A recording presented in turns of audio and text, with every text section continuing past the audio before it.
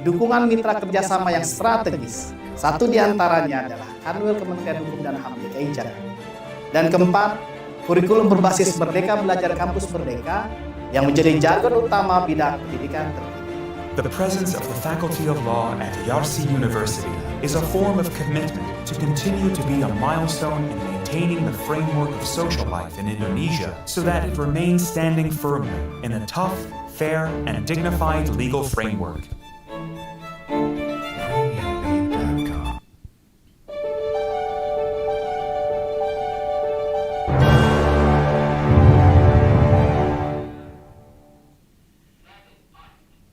Ladies and gentlemen, our opening ceremony is about to begin.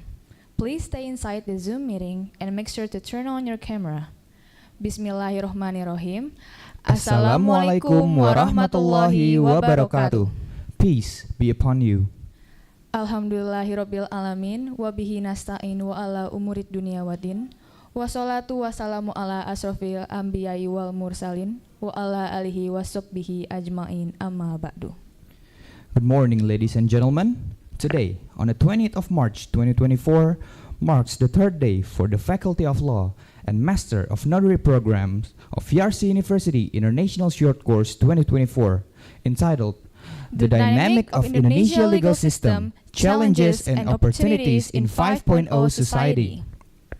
With focus of discussion today being the requirement contract drafting, inconsistency, and lawyers. This event was organized to help participants who are interested in law to seek the opportunities and challenges in 5.0 society. Within the legal aspect, the urgency of legal reform, contract law in 5.0 society, and arbitration in dealing with 5.0 society. First of all, let's express our gratitude to Allah Subhanahu wa Ta'ala for the endless blessing which allow us to participate at today's event in a great condition. We also convey our sincere prayers and greetings to the Prophet Muhammad sallallahu alaihi wasallam, whose intercession we await at Yaumul Qiyamah later. Amin ya rabbal alamin. Before we start, we will like to mention some of our most honorable guests. The founder of Yarsi Foundation, Professor Dr. Journalist Udin PAK, the chairman of Yarsi Foundation, Professor Dr. Santi Journalist, Director of Yarsi University, Professor Dr. Fasli Jalal PhD, the Dean of Faculty of Law, Yarsi University, Dr. Haji Muhammad Rian Bakri, SHMH, the Director of Yarsi University Postgraduate Program, Professor Dr. Chandra Yoga Aditama, SPPK, DTMH, MARS, DTCE, FISR, the First Vice Dean of the Faculty of Law, Dr. Liza Evita Jakfar, SHMHAM, the Head of Master of Notary Program, Dr. Chandra Yusuf, SHLLM, MBA, MMGT, and all of the participants who still have the spirit to catch up with the following agenda today. Before we move further into our event, let us introduce ourselves as the Master of Ceremony in today's event. My name is Muhammad Dafa Bayanaka, and here is my partner, Alkesia Cahaya. We will guide you from the beginning until the end of today's event. Ladies and gentlemen, in this morning, we have several agendas to follow. First, the opening of Yarsi International Short Course Program 2024. Second, reading the moderator's curriculum vitae. Third, the presentation of the topic, the requirement contract drafting, inconsistency and lawyers, which will be presented by our great speaker, Professor Tim Lindsay. Fourth, the discussion, and the last is photo session. All right, everyone. Before we start our discussion today, let's check out our moderator's CV first, Mr. Kuku Fadli Prasetyo, SHSEMH. He has a bachelor degree in Law and Economics at Jember University, Indonesia. He has a master degree in Law at University of Indonesia. He also has a lot of short courses such as English for academic purposes, held by Ministry of Research, Technology, and Higher Education of the Republic of Indonesia. Now we're coming to our main event, which is the discussion of the topic, the requirement contract drafting, inconsistency, and lawyers, which will be led by Mr. Kuku Fadli Prasetyo, HHSEMH. To Mr. Prasetyo, the stage is yours. Thank you so much, Dava and Adara ya. Assalamualaikum warahmatullahi wabarakatuh. Greetings from Waalaikumsalam. Indonesia. Today I am assigned as a moderator in this course session.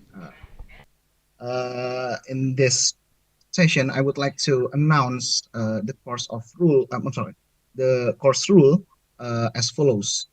First, at the time of speaker's presentation, we do warn participants to turn off the microphone, but we are all proudly appreciated when you still set your video on along the presentation.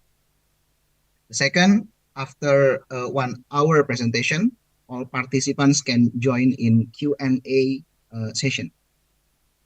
And then the third, each participant can click the raise hand to get involved in a discussion with speakers. And the fourth rule, moderator will allow participant to set the microphone on and ask the speaker question while the Q&A begins. Okay, before we start this session, I would like to introduce our distinguished speaker, Professor Tim Lindsay of the University of Melbourne. Okay, Henley, please share the curriculum fit, I think. Okay. Professor Tim Lindsay, AO, FAHAFAJIA, I'm sorry, of the University of Melbourne, is a professor in the University of Melbourne. I'm sorry. Okay. He graduated from the University of Melbourne for his Doctor of Philosophy. And then I think Professor Tim Lindsay has a lot of considerable number of books, journal articles relating to Indonesian legal development, I think. For me, Professor Tim Lindsay is a well-known legal scholar who pay attention to the legal system in Asia. One of his academic masterpiece, I think, is Indonesia Law and Society. I have collected this book in my cupboard. It will be interesting to stay tuned to Prof. Lindsay's presentation because it is important. Prof. Tim Lindsay will deliver the materials about bilingual contract drafting in Indonesia. And then I think without more ado, here is Prof. Timothy Lindsay. The stage is yours, Professor. Thank you very much for that kind invitation, Pak. And thank you also to my good friend and former student, Pak Chandra Yusuf, for inviting me here today. Pak Chandra is a member of the Melbourne Mafia, and so I'm glad he has asked me to come back to speak to you again. So, terima kasih. Today I'm going to speak to you about the question of foreign languages in Indonesian contracts and notarial deeds. And the basic problem is whether a contract in a foreign language is valid or not. And the answer to that is not simple at Indonesian law, as I will now try and explain to you. So let me begin just by sharing my screen. One moment.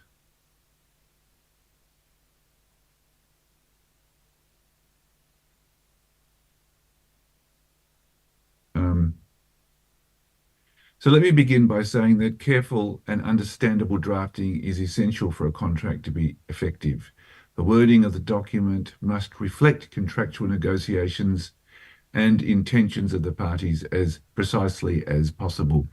And so one of the key elements is choice of language and its use. If language is unclear or not precise, problems will follow.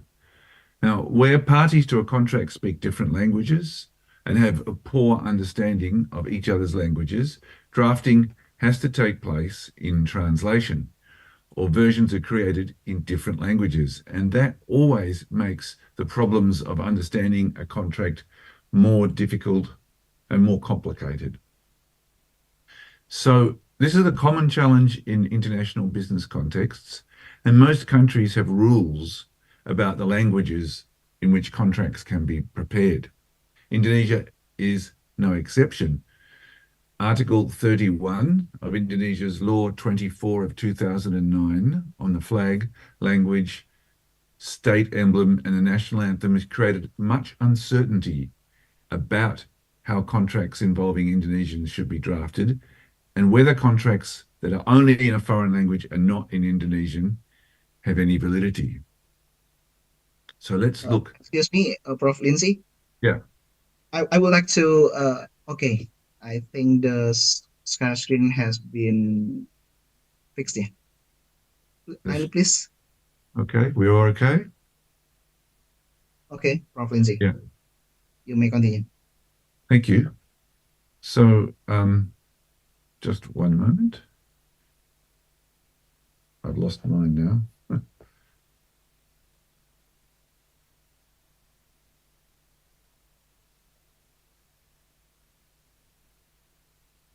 I'm sorry, just a second. My screen has vanished.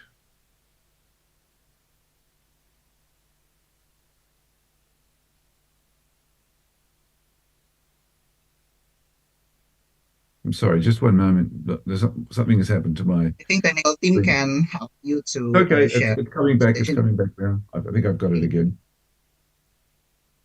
Yes. Okay. Thank you. So, Perfect. Article 31 of the 2009 Language and Symbols Law states, as you can see up on the screen, that Indonesian language must be used for MOUs or agreements involving state institutions, agency of government of Indonesia, Indonesian private institutions, or Indonesian people, individuals of Indonesian nationality. And this, of course, also applies to electronic contracts under Article 48(1) of Government Regulation 82 of 2012 on electronic systems and transactions. And this states clearly that the use of Indonesian is required for electronic contracts and other contracts intended for Indonesian citizens.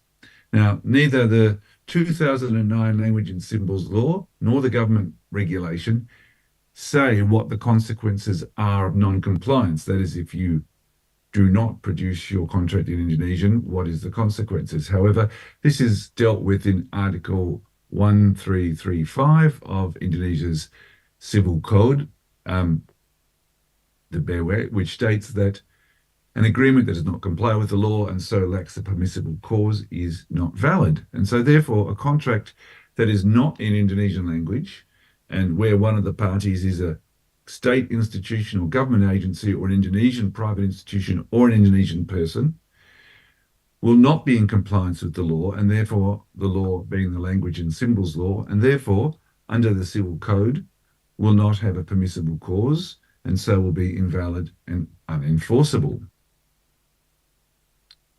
Now, there are two other, excuse me, sorry, that was the correct slide, setting that out.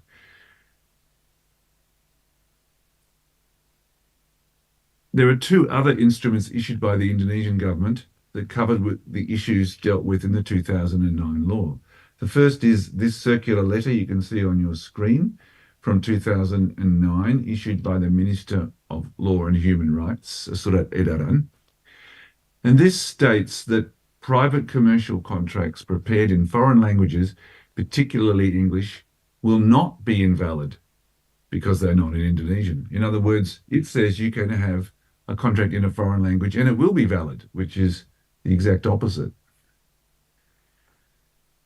of the law. Contracting parties are allowed, therefore, to prepare contracts in two languages. They can choose which language version prevails if a dispute or a difference in interpretation arises, or if there is inconsistency between them. Now, this Surat Edaran was clearly an attempt to provide greater clarity for foreign businesses regarding the 2009 Language and Symbols Law. and allow them to keep using languages other than Indonesian to document commercial agreements, which is what foreign investors want, because most of them don't speak Indonesian. But of course, this surat edaran cannot achieve these objectives because of the operation of the hierarchy of laws in Article 7.1 of the Law on Making Laws of 2011. Most Indonesian lawyers, I think, would agree that a ministerial circular letter cannot override a government regulation, such as the 2012 government regulation, let alone an undang-undang produced by the DPR, like the 2009 Languages and Symbols Law. In fact, we know that the ministerial circular letter doesn't even appear on the hierarchy, so it cannot possibly prevail in a conflict with a peraturan pemerintah or an undang-undang. Of course, the ministerial circular letter does contradict both the regulation and the law, and it also contradicts the civil code. Because the ministerial circular letter says that private commercial contracts prepared in foreign Englishes, particularly in foreign languages, particularly English, are valid, that contradicts the provisions of Article 31 of the 2009 Languages and Symbols Law, Article 48.1 of the government regulation, and of course the civil code, which says that a contract that doesn't comply with the law, that is the Languages and Symbols Law and the government regulation, cannot have a permissible clause. So actually, this surat edaran is in principle ineffective.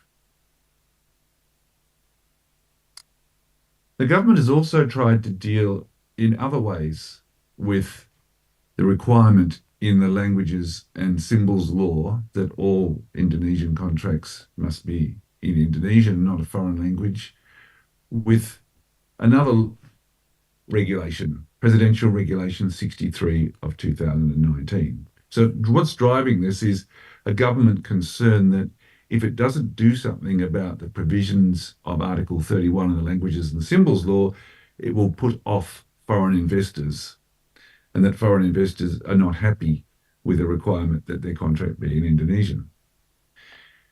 Now, unlike the 2009 ministerial circular letter, this regulation was issued under the authority of the 2009 Languages and Symbols Law in order to implement it. So it has much clearer authority and is generally consistent with the law. And of course, it is a recognized legal instrument on the hierarchy. It was probably produced to try and fix up the problems in the 2009 ministerial circular letter. In any case, what this provision does, what Presidential Regulation 63 of 2019 does, in Article 26.1, it restates the provisions of the 2009 law, but then it says in Article 26.2 that where there is a foreign party to a contract, a version can be prepared in English or any other foreign language. And then in Article 26.3, it says, the national language of the foreign party is used as an equivalent or a translation of the Indonesian language to align understanding of the MOU or agreement with the foreign understanding of the foreign party. So a padanan or terjemahan. And then, very important, 26.4, it says, in case of a difference in interpretation of the padanan or terjemahan referred to in paragraph 3, the language used shall be the language agreed in the MOU or agreement. In other words, what it says is that this is the summary of what its effect is.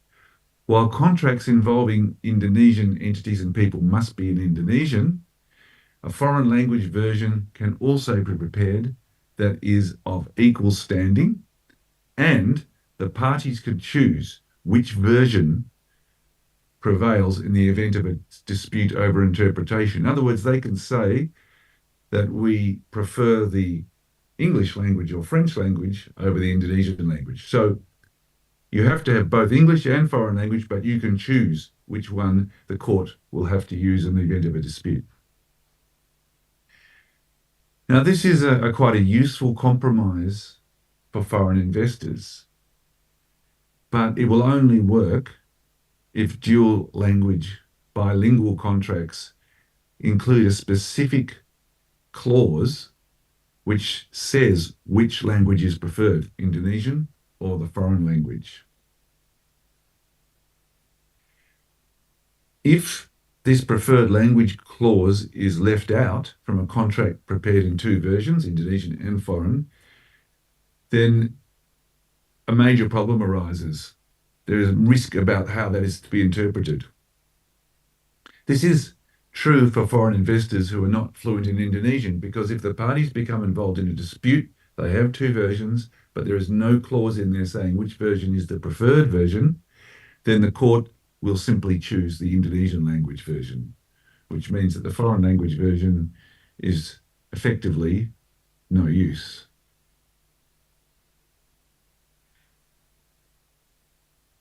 And this brings me now to notarial deeds.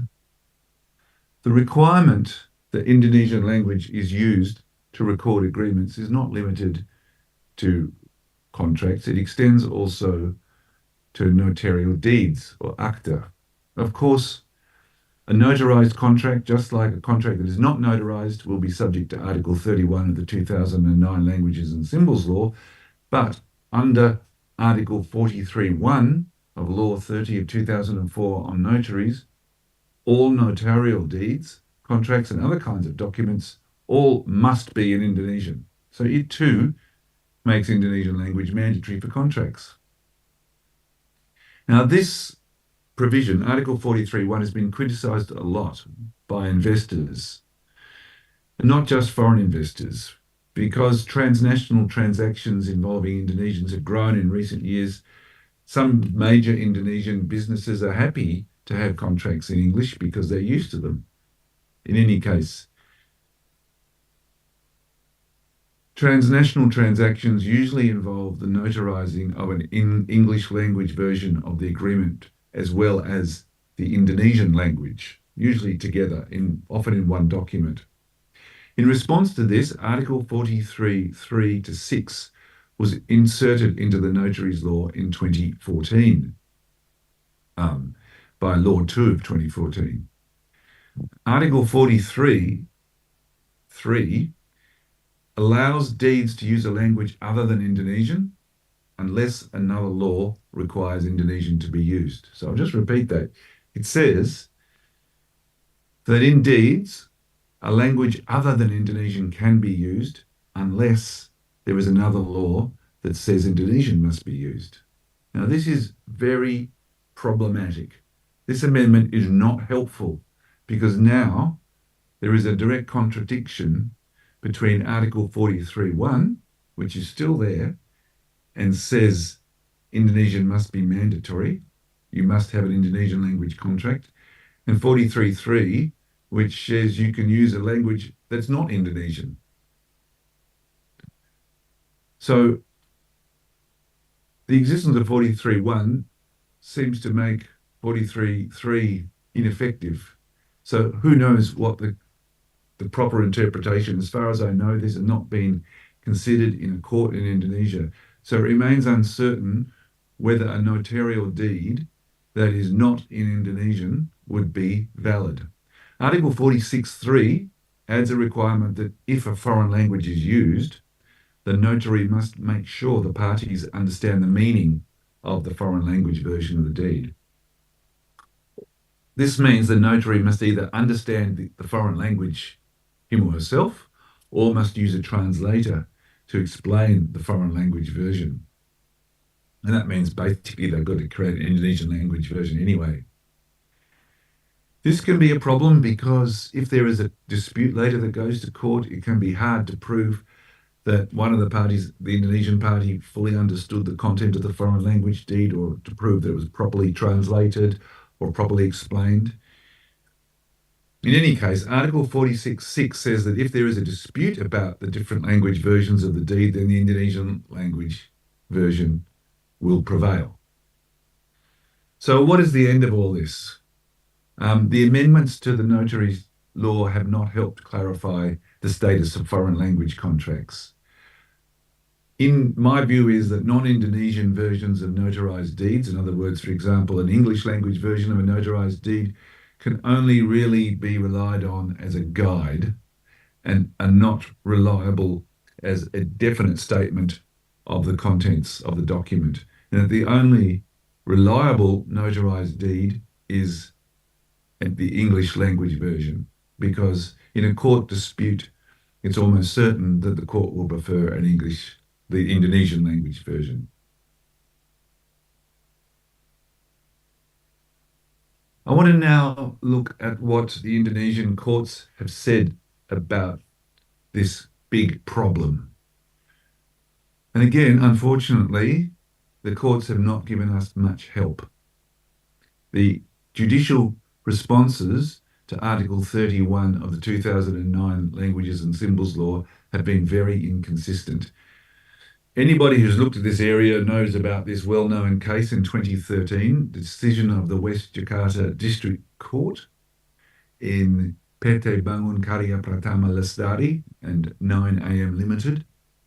In this case, the West Jakarta District Court decided that a loan agreement between an Indonesian company borrower and a US-based lender involving fiducia was invalid because the contract was not in Indonesian. It was only in English. The Indonesian plaintiff said that the loan agreement was English and there was no Indonesian language version. And so the court held that because Indonesian is mandatory, is necessary under Article 31(1) of the 2009 Languages and Symbols Law, therefore the operation of Articles 1335 and 1337 of the BW meant the contract was illegal because it had an impermissible purpose. I think that is a correct interpretation of the law. The court looked at the ministerial circular letter, which we've discussed already, the Surat Edaran, and you remember that the Surat Edaran said that contracts prepared in English will not be invalid just because they're not in Indonesian. But the court said that ministerial circular letter is irrelevant. It has no effect because it's not included in the hierarchy of Indonesian laws and it cannot contradict the statute, the Undang-Undang 2009 Languages and Symbols Law, so it would ignore the Surat Edaran.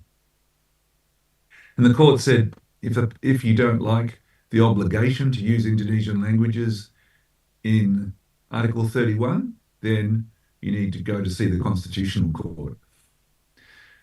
That's not really much help for foreign investors because, of course, foreigners have no standing to bring a constitutional challenge in the Constitutional Court. They're not allowed to. So anyway. Now, the West Jakarta District Court decision was affirmed,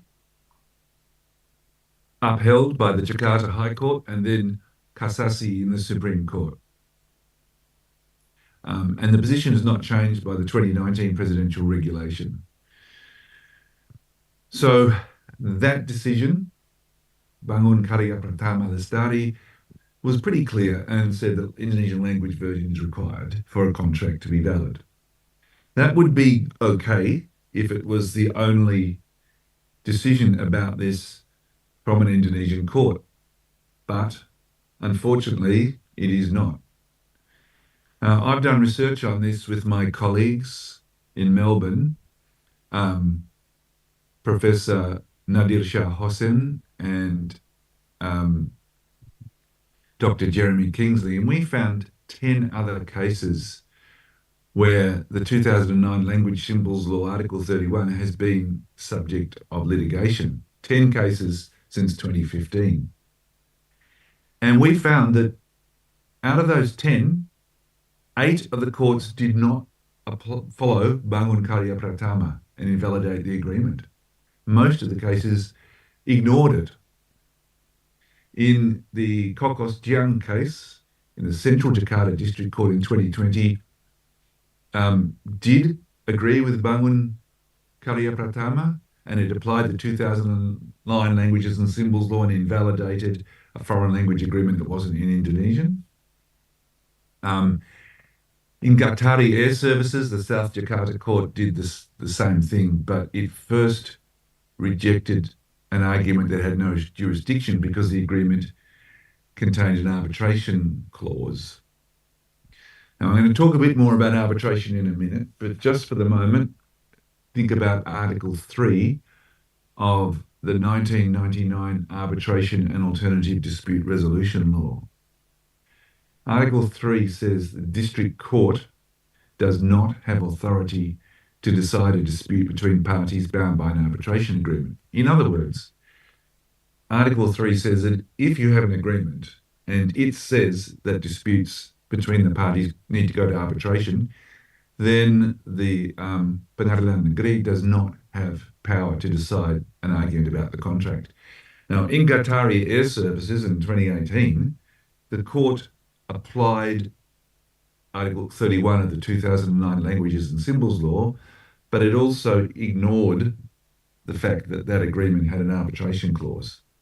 So I think it was correct in its interpretation of the Languages and Symbols Law, but there are problems about the arbitration issue, which we'll come back to in a moment. Now, of those 10 cases, in 4 of the cases,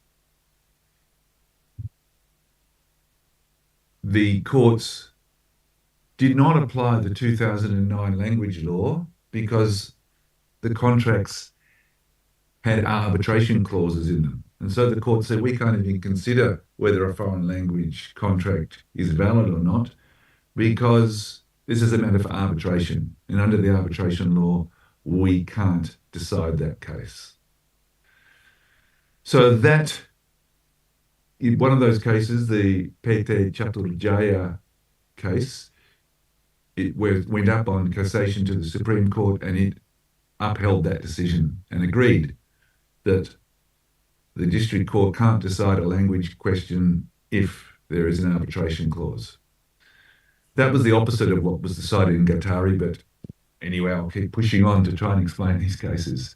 These cases here suggest a trend of Indonesian courts refusing to hear a case under the 2009 Languages and Symbols Law if the has an arbitration clause, on the grounds that they can only be dealt with by arbitration. The courts have done this in every single case involving an arbitration clause except the Qatari Air Services case. Qatari has now gone up to the Supreme Court for cassation, and we'll see what happens with that decision. Everyone confused? It gets more confusing still. Of those 10 cases, I've talked about the 2 which applied the law and invalidated the contract, another 4 which said we can't even consider it because there's an arbitration clause. And then we have some really strange decisions in the other 4 cases. It's very hard to understand what happened in these cases or to draw any conclusion from them. In PT UOB property,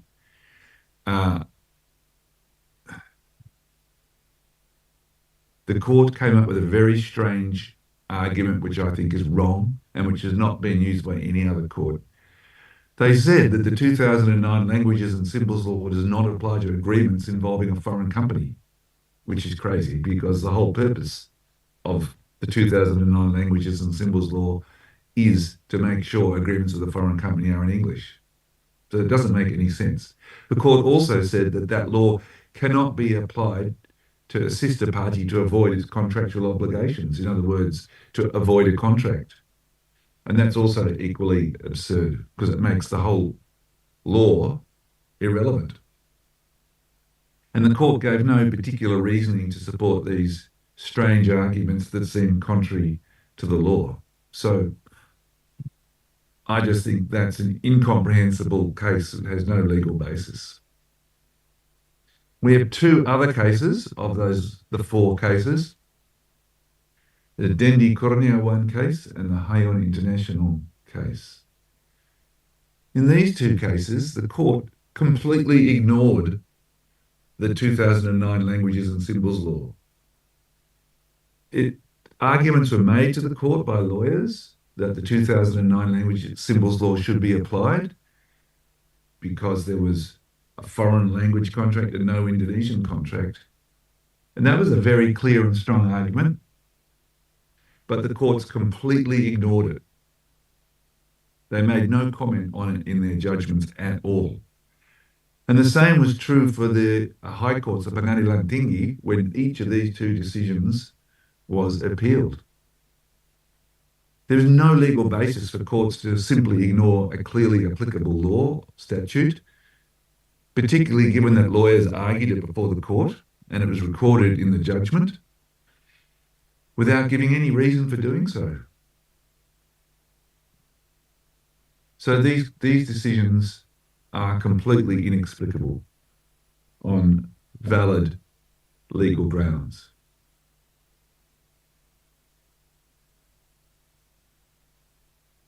Sorry.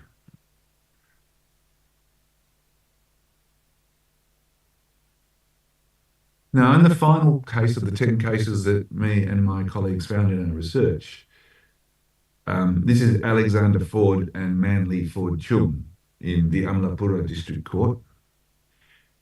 And this was, in fact, a divorce case, and it was about a prenuptial agreement, which was only in English.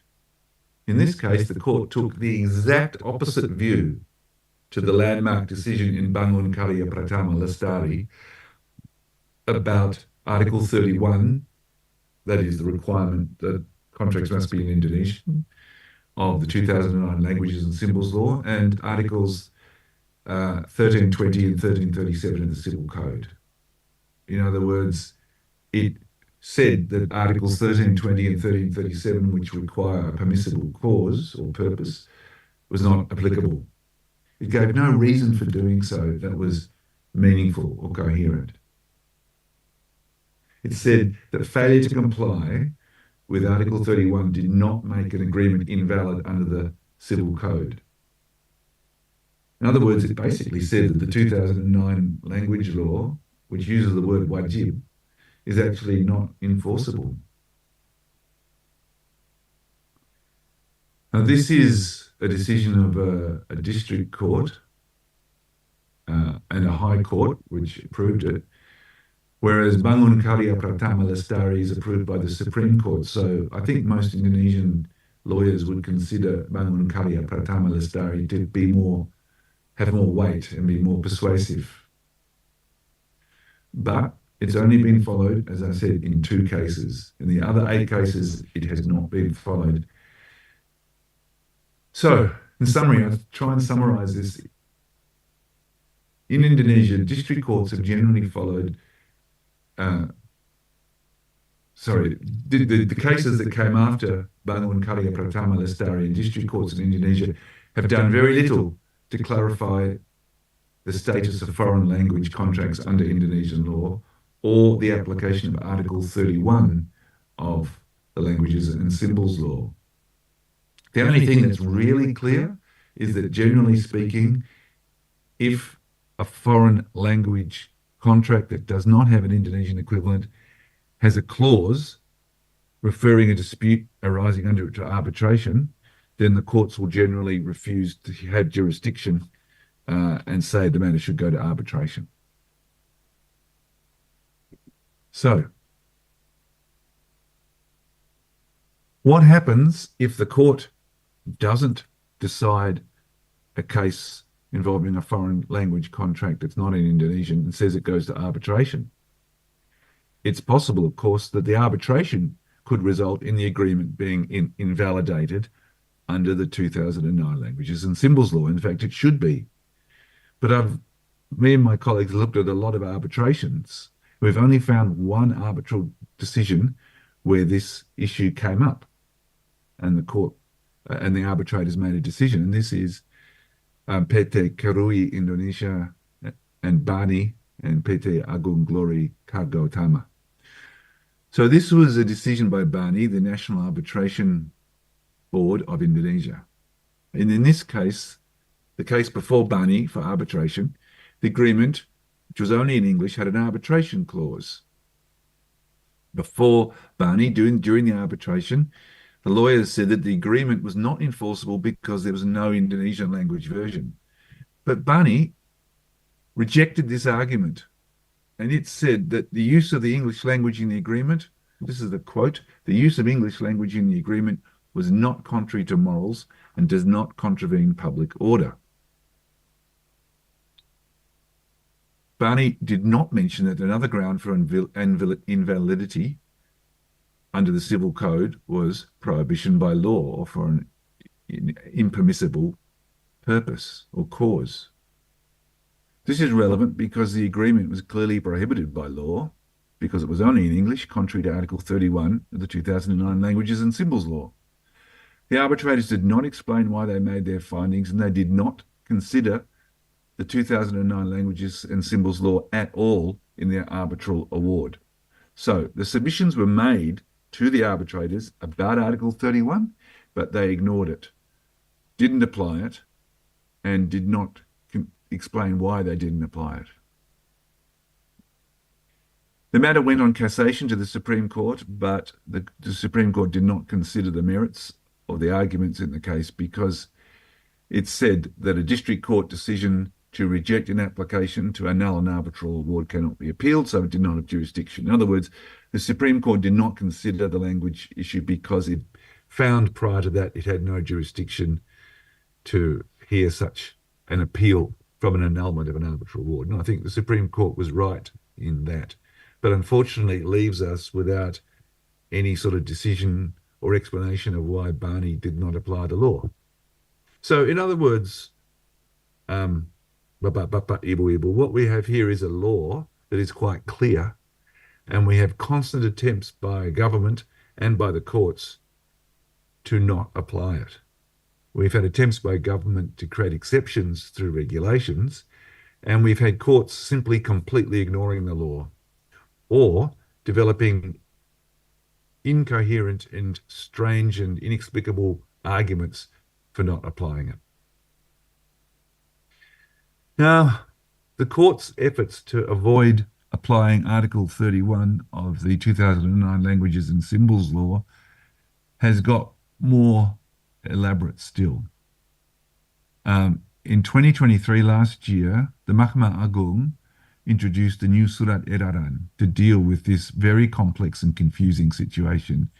And this is Surat Edaran Mahkamah Agung Sema 3 of 2023. And it says, you can see it on the screen, Indonesian private institutions and or Indonesian individuals who make an agreement with a foreign party in a foreign language which is not accompanied by an Indonesian translation cannot be made a reason for invalidating the agreement unless it can be proven that the absence of the Indonesian translation is because there is bad faith by one of the parties. Now, this does not help. In fact, it makes the situation worse.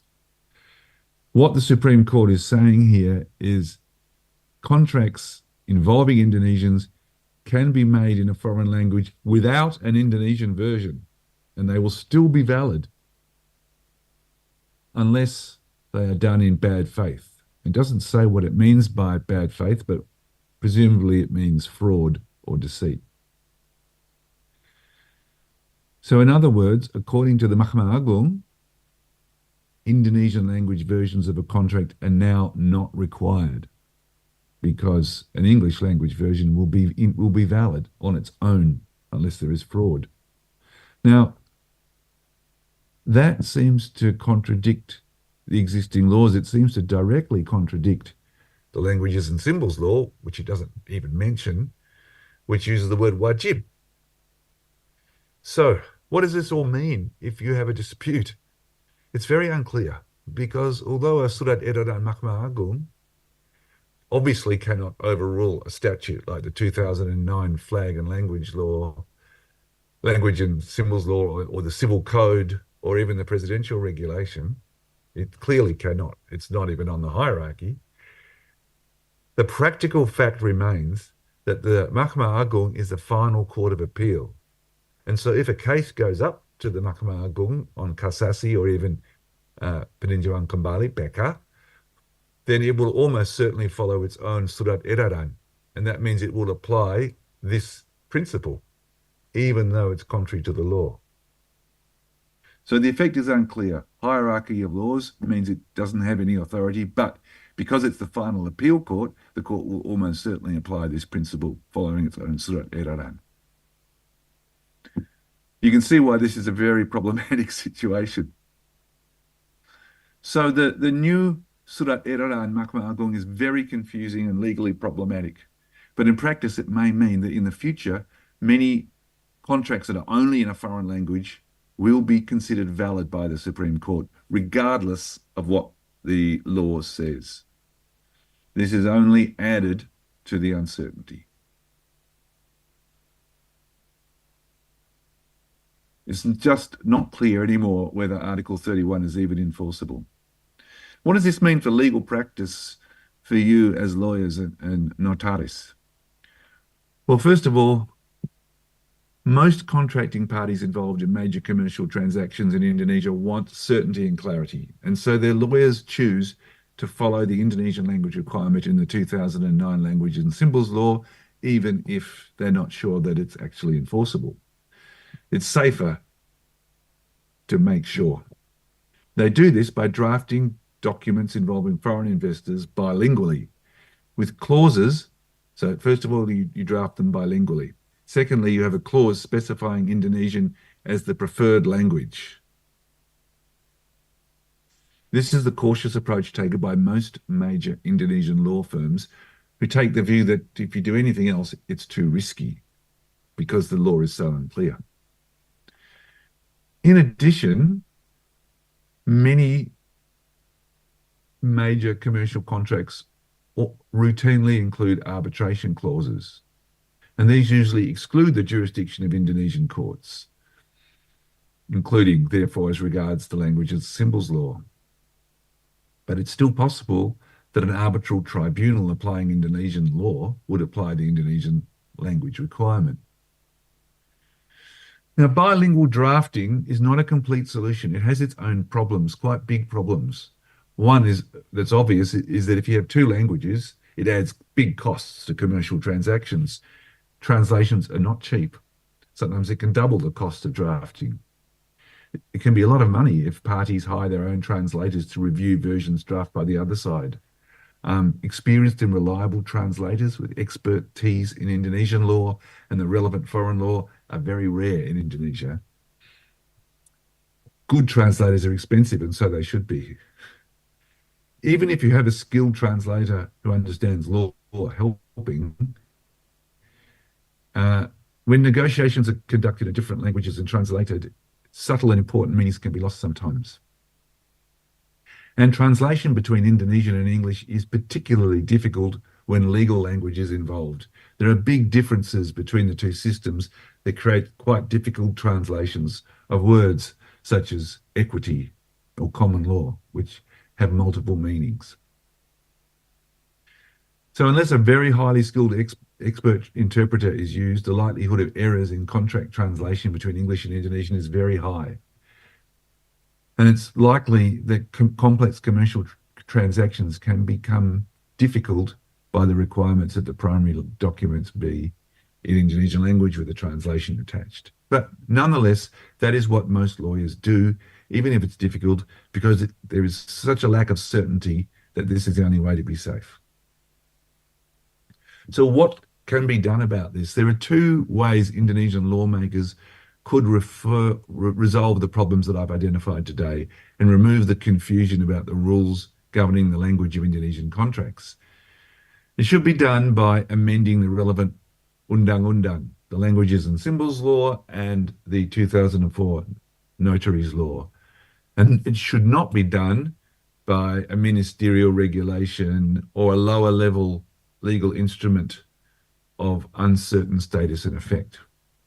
Now, the two things that could be done to fix this, first of all, you would remove flexibility and make it absolutely clear that all commercial agreements involving Indonesians must be in the Indonesian language with no exceptions. That foreign language versions could be used, but only for reference by the foreign party and would not be legally binding. Only the Indonesian language version would be enforceable in court. You can have a foreign version, but it is not the valid version. This would make it quite clear what the rules are and what the requirements are. It would get rid of the uncertainty, but it would still leave foreign investors with the cost burden of obtaining translations of Indonesian language contracts without being certain that the versions are completely accurate. So that's what I call the remove flexibility option, which is option one. Option two is to maximize flexibility by making it clear that choice of language clauses are enforceable in Indonesian courts. Amend the statutes so that the parties to a contract or deed have complete freedom to select whatever official language of a contract they want, and the courts will enforce that choice. That still leaves a problem of how the courts deal with a foreign language contract. How would an Indonesian court deal with a contract in Spanish? It would end up having to rely on translations into Indonesia provided by the parties, and they would probably be disputed.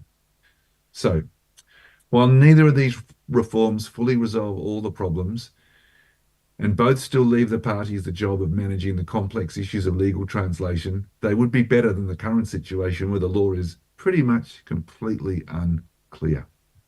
In the meantime, while the problem remains, lawyers handling transnational transactions in Indonesia should keep drafting in two languages, Indonesian and the foreign language, but they must continue to carefully advise their clients that the courts may only recognize the Bahasa Indonesia version,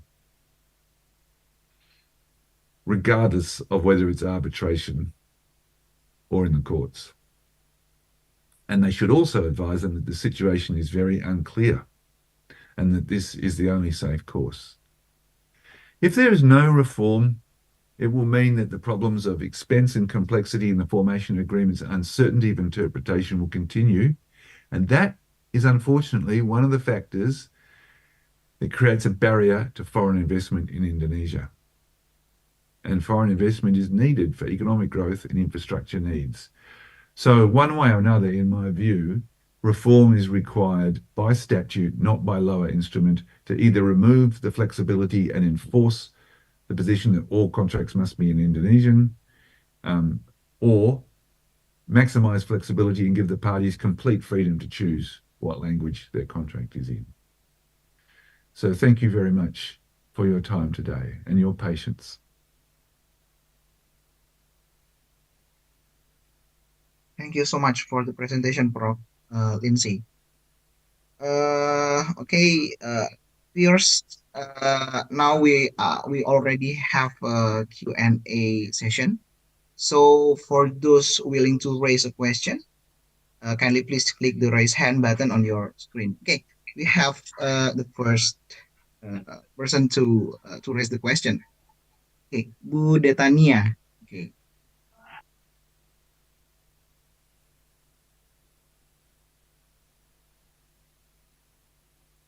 Oke, Bu Detania, please. Bisa dengar ya, Mas? Bisa.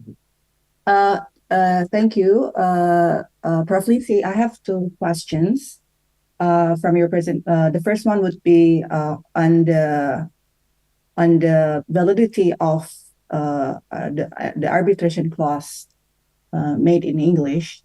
So from your presentation, you made a statement that you agree with how the court apply the 2009 law in Bangun Karya Pratama, but please correct me if I got it wrong.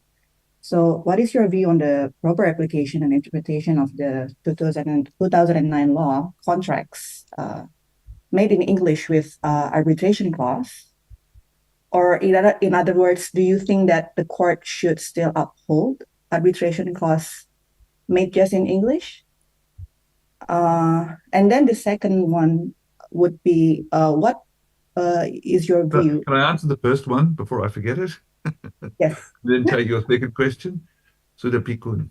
So, So I understand your first question. That the question really becomes, yeah, if there is an English language contract only with Yeah. an arbitration clause, and it Yes. comes before a court, can the courts say it's an arbitration clause, so I'll send it away to the arbitrator? Or should the court say, this is an invalid contract, so I can't even consider the arbitration clause? And this is Or whether can the court actually look into the case and invalidate the contract because That's right. And even though it's got an arbitration clause. So it's a sort of chicken or egg situation. And it's a very difficult question to answer. And first, let me give you a cheat answer, which is the outcome should be the same, because if it goes to arbitration, the arbitrator should say this is an invalid contract under the 2009 law. and the arbitrator should then invalidate it in any case. So whether the court invalidates it or the court sends it to an arbitrator and the arbitrator invalidates it, it should still be invalid ultimately. But I haven't answered your question, and I will now try to answer it, which is that I don't know there's a clear answer, but my view is that the court should not send it to arbitration, but should invalidate it. For the reason being that if there is an arbitral clause in the contract, that arbitral clause can't have force if the contract itself is invalid. So in my view, it's a preliminary question of whether the contract is valid first, and then the second question is what are the contents of the contract. So therefore the court should, if there is a clause in the contract that would deprive the court of jurisdiction, that can't have any effect if the contract is void. So in my view, it should first decide whether the contract is valid and not consider the arbitral position.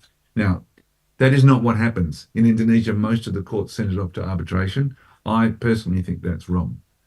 The only time when it could do it is if there is a clause in the contract that says that in the event of invalidity, this clause is severed from the rest of the contract and will remain valid. So this is what's called a severance clause or a saving clause. Many commercial contracts have a provision in the contract that the parties agree that particular clauses, such as an arbitral clause or a termination clause or something, stand independently of the rest of the contract. So they're almost treated as a separate contract. And it may well be that you have an agreement in Indonesian language, and there may be a severance clause that applies to that particular clause. And you could argue that the rest of the contract may be void, but the arbitration one stands there. I don't agree with that either. My own position is that you go right back to the start. There's the contract before the court. It has to decide if it's valid at all to start with, and then it can consider the contents of it. So my view is the court should reject them under the 2009 law. Okay, so you personally think that the doctrines or principle of severability will apply? No, I don't. It's an argument that can be made, but the problem about it is the provision that says severability is itself in English. Yeah. So I also think it can't be enforced. I've heard this argument too. So I go back to the view that the courts just have to void them and shouldn't even refer them to arbitration. If you allow me, the next question will still be something similar. Well, I always think that the Article 31 can also, in a way, be interpreted as non-mandatory law. The way that the wordings is also unclear because it actually does not explicitly relate to the validity of the contract themselves when they are not made in English, for example. Do you think that the practice on exempting the applicability of the 2009 law by parties still in English, will be an alternative, or you will still think that it's useless as long as it's not I understand that argument. And Indonesia? yeah. Sorry, did I interrupt you? Budeta. See. Yeah. Budeta. Yeah. Okay, I'll try and answer that. Okay. It's a really Sorry. good. Oh, Yeah. sorry. No. I understood your Yeah. question. Your question is that because Article 31 doesn't actually state what the consequences of non-compliance are, is it therefore, in fact, not mandatory? Yeah. And can The you exempt consequences. it in contract? Yeah. Okay. I understand that argument, and that argument has been, I think, adopted by a couple of the court decisions that I mentioned, but I don't find it convincing. And the reason is the word wajib. Okay. But Article 31 says wajib. Yeah. It doesn't say akan, for example. or subaitni or anything else like that. It says wajib. So it is mandatory, or dapat. It just says wajib. So wajib makes it an obligation. Now, once you have an obligation, the question is a legally fixed obligation. What are the consequences of non-compliance? So it the court in Bangun Pratama said that it is an invalid. Sorry, it referred to Article 1335 to 7 of the Civil Code and looked at cause being prohibited. And it's clear that a cause is prohibited if it's prohibited by law. There are three provisions there: prohibited by law, or violates morality or public order. It's prohibited by law that matters. So therefore, if it's wajib and you don't do it, then that contract is prohibited by law. So therefore, it doesn't have a permitted cause, and therefore I can't see how it can actually be valid under the Civil Code. It's interesting that if you look at the Bani arbitral decision, they simply said it doesn't violate morality or public order, and they completely ignored the prohibited by law provision. They didn't even consider it, because that's actually the nub of the whole thing. If Article 31 had not used the word wajib, then I don't think we'd have a problem. But then Article 31 would be irrelevant because it wouldn't mean anything at all. Yeah. The only way you can give meaning to Article 31 is to say wajib makes it mandatory. And once it's mandatory, then Article 1335 to 7 of the Civil Code applies. And don't forget also Article 48.1 of Government Regulation 82 of 2012 also says it's mandatory for electronic contracts and other contracts for Indonesian citizens. So there's actually two heads on which it's mandatory. So once you've got mandatory, I just don't see how you can say it's a permitted cause. Thank you, Prof. Lindsay. Thank you. Really good questions. Thank you very much. Thank you, Budeta. Thank you, Prof. Lindsay. Okay, for the next question.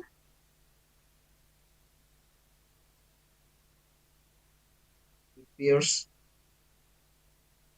Okay, while we are waiting for the next question, I would like to ask you about, I think, a foolish question, I think, Prof. Lindsay. That's all right. I can give you a foolish answer as well. Yeah. I would like to know your opinion about, it's about international citizenship. Is it possible for the people to have a single language for contractual matter, Prof. Lindsay? I would like to know your opinion. What do you mean by a single language? You mean a global language? Yeah, global language. Yeah, the trouble, well, I mean, of course, it is possible. You could get an agreement through trading entities, like the European Union or WTO and other organizations could come together and all decide that all contracts are to be in one particular language for commercial purposes. But I don't think that could ever happen, because it's obviously extremely unfair to people who don't have that language as a first language, as a native language. You see, the problem is that if the contract is in your native language, you have an advantage because you understand the nuances of that language. And the other party, which does not understand that language as well, can be at a disadvantage. It can be used to defraud them or to trick them or to mislead them. Because language, there's a saying sometimes you hear in English, which is that words are bullets. Words are weapons. And in a commercial context, a slight difference in meaning can be vitally important to the rights of the parties under a contract. So if you pick a single language, there will always be millions and millions and millions of people who don't have that language as a first language. And so they will always be at a commercial disadvantage. And that's why the language of contracts is extremely important. For example, if you had a debate about what the language of contracts globally will be, then if it's English, the Chinese, most of whom do not speak fluent English as a first language and are a major trading power, would object. If the language was to be Chinese, then of course the US and the European union would object. So, and understandably, because you are at a disadvantage if the contract is not in your native language. And that's why legal translation in a commercial context is so important. It's critically important. And unfortunately, legal translation, English to Indonesian in particular, Indonesian to English, is very, very hard to get right because the system differences. For example, I'll give you one example of this. The word equity. What does it mean? Equity in bahasa Indonesia, we can translate it into kesetaraan. It means Yes. that the position is in the same level. Yeah, that's one meaning of equity. It is equity, sort of equality, but it also means shareholdings. It's another Shareholdings. meaning of equity. So if you have large equity in a company, you have large shareholdings in a company.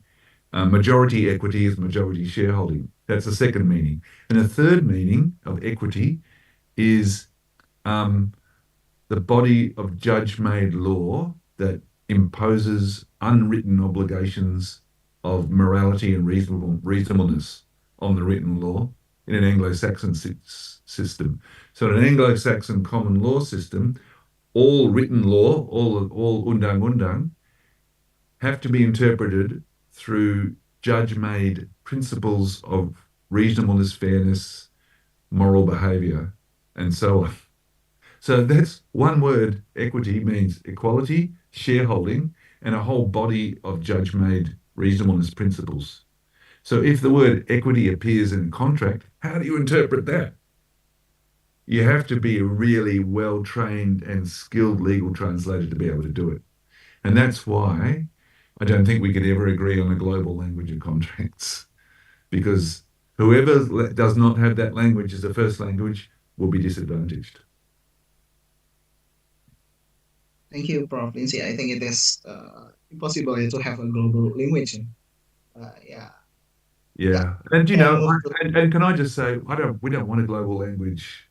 I think languages are wonderful, and diversity of language is one of the things that enriches the world. So no way to global language from me. yeah. Thank you, Prof. Lindsay. Okay.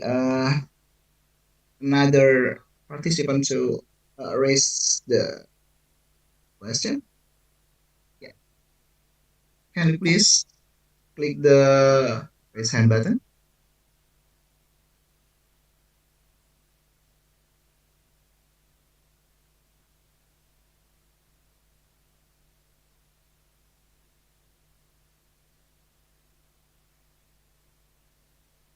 Pak Chandra Yusuf. Yeah, okay. Hi, Tim. How are Yeah, you? please. Thank you for giving the lecture.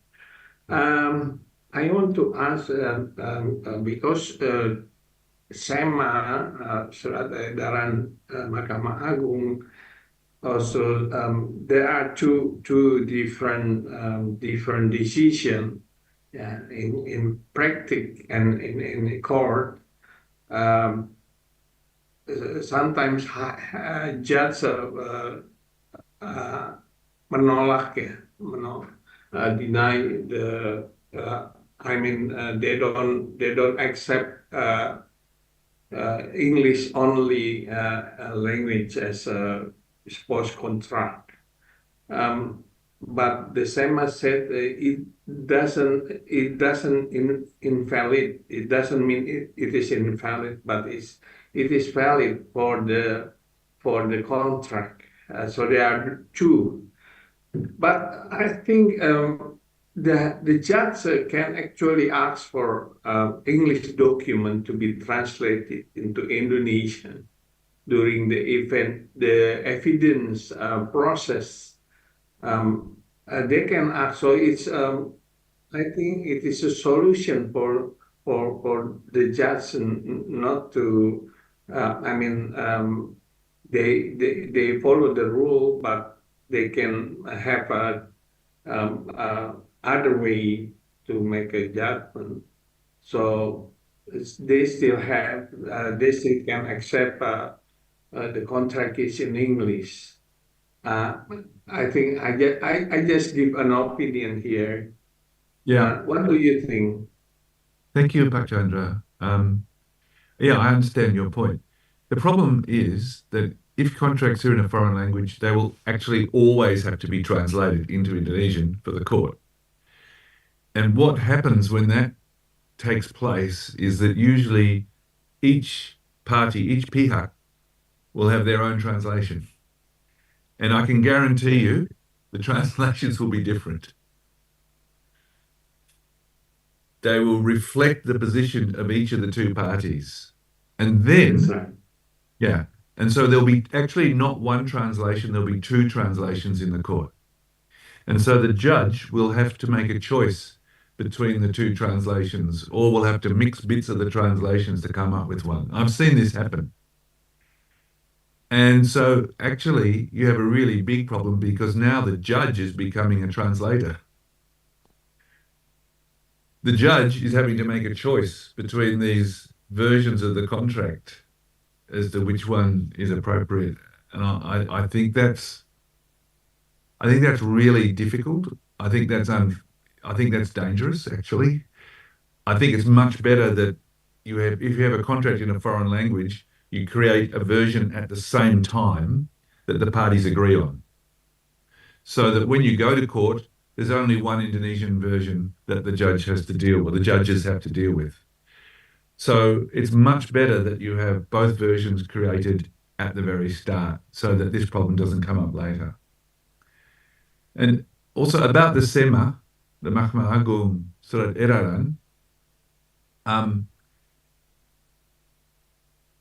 I agree that that is quite clear, and it means that that is what the Supreme Court will do, but it is contrary to the law. It is directly contradicts the language law, the language and symbols law of 2009, is directly contradictory. So actually it's invalid, but who is it who decides the validity of a regulation? It's the Supreme Court. So now, probably the SEMA may not be followed in district courts, but if you go on appeal to the Mahkamah Agung, they'll probably almost certainly follow the SEMA. I think that's a pity because I think it's a problem because first of all, I don't think it's correct, but also much better to have the translation at the start when both sides agree on it than to be arguing about translation later in court. Okay.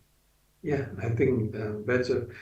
Usually, when the company or the subject, I mean the party, use on two column English and Indonesia. Yeah, that's right. Yeah, I agree with that. That's what should happen.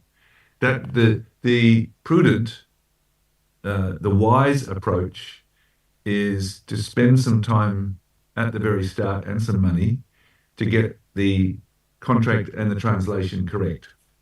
And the two-column approach is very good because you can directly compare.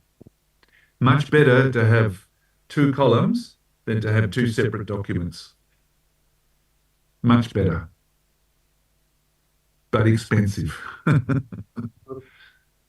Maybe we can work together here or make a contract or Yeah. two in English and Indonesian. Yeah, well, there's no reason why you could not have like a template of standard Yeah. contractual provisions that can be used. Okay, thank you. Good idea. I have a question for you, Bhakchandra, which is when are you coming to Melbourne again? Yeah. Sure. Okay. Okay. Pak Chandra, Yeah. Prof. Lindsay ask you when when will you come to Melbourne again, Pak Chandra? Prof. Lindsay. Maybe soon. Yeah, I want to meet Tim Lindsay directly in Melbourne, of course. Someday. Okay, Yeah, we'll have coffee very together. beautiful city. We will have some coffee together at the law school. Ya, oke. Ya, Pak Kuku. Yep. Thank you. Thank you, Pak Chandra. Prof. Lindsay, I think there's no other question here. So I think this is the end of this third session. I would like to thank to Prof. Tim Lindsay for his lecture, yeah, for the lecture, yeah. I think it is what's that? A brand new matter for me about the kinds of contract, about the transnational company, and so about the arbitration. I think because I come from public law department, so I think it's what's that? A new issue for me. Okay. You have experienced the shock of private law. Yeah. Can I say, Pak, I just want to say thank you to everybody for their atas kesabarannya dan You juga can. atas pertanyaannya yang sangat-sangat menarik dan dalam. Oke. Terima kasih. Baik. Terima kasih kembali, Prof. Lindsay. Sehat selalu, stay healthy there. For all participants, ganbate kudasai. You need to keep your spirit because you still have 2 more days to complete the short course. And another, I think it's a good time for me to call the master of ceremony, yeah, to give you some announcement. Okay, thank you so much.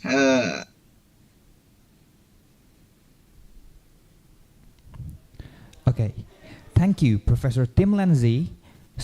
Thank you, Professor Tim Lindsay, for sharing your brilliance and sharp knowledge within our main session. And a huge thanks to Mr. Kuku Fadli Prasetyo for leading our main agenda this morning. Now we finally reached the final agenda of today's event. To mark the ending of our short course today, let's capture our time together by having a final photo session. So for all the audience, please turn on your camera. I will count down from 3, 2, 1. Cheese. Next slide. 3, 2, 1. Cheese. All right, next slide. 3, 2, 1. Next slide. 3, 2, 1. All right, that's it. From the deepest depth of our heart, we would like to kindly apologize if there are any mistakes or inconvenience in the execution of this event.